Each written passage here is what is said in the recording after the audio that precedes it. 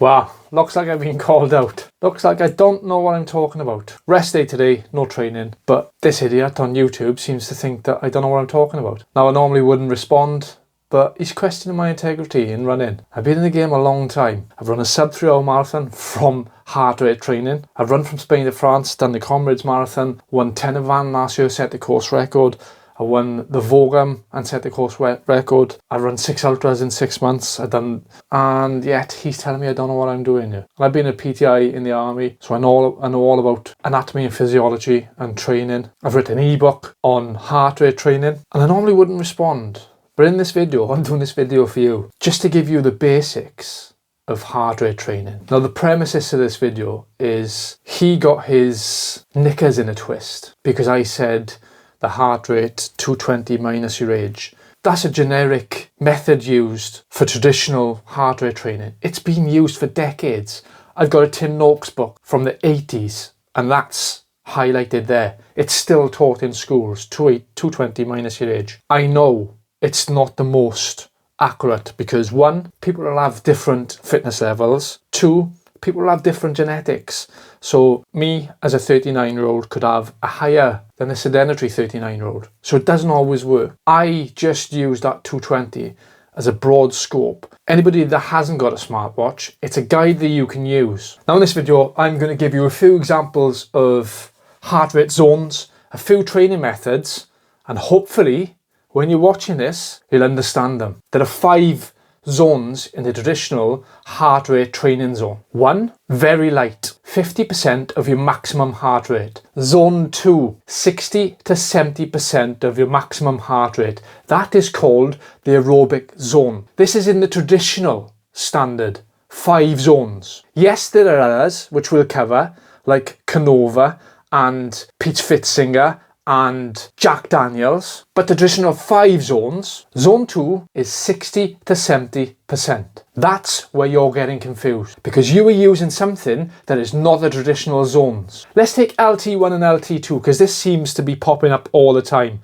Now that's not a 5 zone training method, it's 3. Your LT1 is at the point where your body starts producing lactate. Understand? Yeah? You're running along, your body's working fine, it's pumping the oxygen around the blood. When it hits LT1, that means that is the point that lactate is produced. Yeah, get that? LT1. Then you've got LT2. That is the point that the body can no longer get rid of that lactate. What happens there is people tend to train just under LT2. 3 zones in the LT training method. Zone 1, just before LT1. Zone 2, LT1 to LT2. And zone 3, anything above LT2. Does that break it down for you enough? Yeah? Zone 2, LT1. That's where I think you're getting confused. Oh wait, there could be another reason you're getting confused. The Jack Daniels training method. Now, I can see where you're probably coming from if you're thinking of the Jack Daniels training method because Jack Daniels is done off intensity, right? So you do a specific hard session, you count the last 20 minutes of that session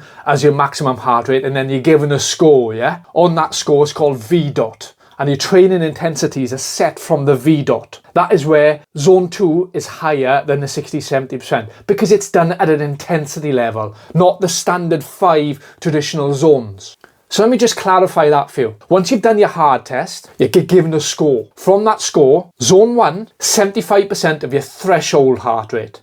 Get it? Threshold, different to maximum. Following the Jack Daniels procedure, zone 2 is 75 to 88% of your threshold heart rate. See, I said it again? Threshold heart rate, not maximum, like the 5 traditional zones in a traditional heart rate training model. Then zone 3, 88 to 92, zone 4, 92 to 97, and zone 5, 98 to 100.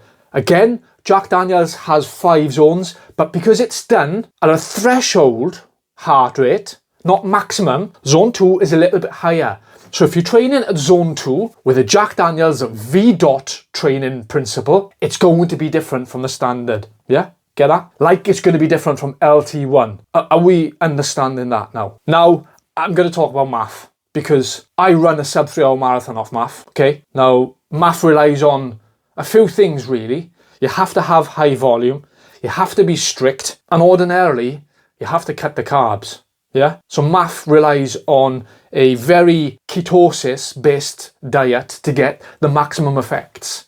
The problem being with MAF, like the traditional 5-zone training principle, is that it's different for everybody, depending on fitness levels and depending on genetics and injury and illness. Your heart rate is going to differ. So MAF may not work for you. The overall binding message in this video is one method isn't going to work for everyone. You have to find what works for you. Also, just because I said 5 training zones, the standard traditional 5 training zones, 50 to 60, 60 to 70, that doesn't mean that's the only training method out there. But because I've said it, people are jumping on the bandwagon. Oh, you're wrong, it's not 60 to 70%. The traditional standard 5-zone heart rate of your maximum heart rate is 5 training zones. There are others, like we just spoke about. Jack Daniels is done off V dot. Let's look at Pete Fitzinger. Now, this differs again because Pete Fitzinger, who I'm sure if you're watching this and you're into running, you know who Pete Fitzinger is and you've read his books. He combines 2 zones and they are 60 to 70%. So if he's combining those 2 methods and that's zone 2, Jack Daniels has got a threshold heart rate zone based. You've got LT1 to LT2, you've got traditional, you've got MAF. Are you getting what I'm saying? You called me out because I said zone 2 was 60 to 70%. Yes, it is, of one training principle. There are multiple training principles that you could follow and you could adapt. And just because you think that training principle is better for you doesn't mean it works for everyone. Do me a favour, stop talking nonsensical shit on my channel as if I don't know what I'm saying. I've been running over 20 years. I've won races, I've run a sub 3-hour marathon. What have you done, buddy? Anyway, remember, run strong, rest well, and I'll see you on the trails.